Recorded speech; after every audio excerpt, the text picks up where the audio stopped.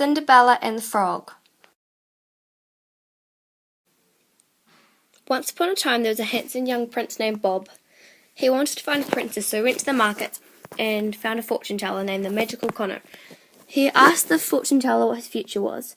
He replied, "I can only tell you if you drink this potion." Prince Bob thought about it for a moment, then finally agreed to drink the potion. He felt dizzy for a moment, then passed out. Before passing out, the fortune teller told him that he needs to have a kiss from a princess to turn him back to a human. When he woke up, he had been turned into a frog. Prince Bob was very confused and scared, so he went to the castle where Cinderella was sleeping. He slipped through the crack in the door and slowly hopped down the hall. He stopped hopping because he had noticed that the castle servants were still awake and working. The prince tried to go into the kitchen, but Chef Jeremy was in there making supper for the rest of the castle staff. Chef Jeremy had heard Prince Bob's green-webbed feet when he was hopping into the kitchen. As Chef Jeremy was looking for the noise may be, he spotted Prince Bob and chased him out of the kitchen and down the hall until Prince Bob hid inside a crack in the big grandfather clock.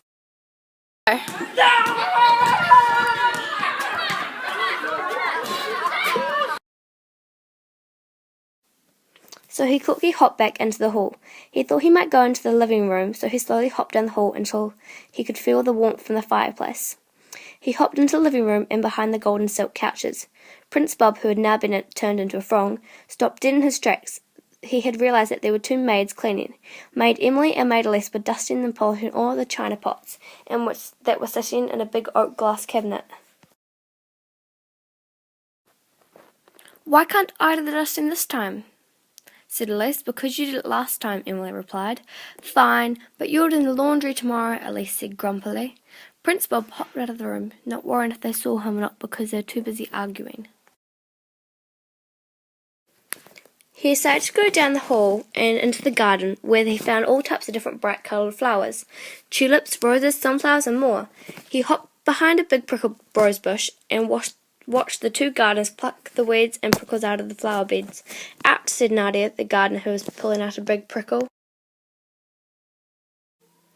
"What happened?" said Ran, the other gardener who was busy shaping a hedge. "I pricked myself with a prickle. I can't see very well because it's getting dark outside," said Nadia.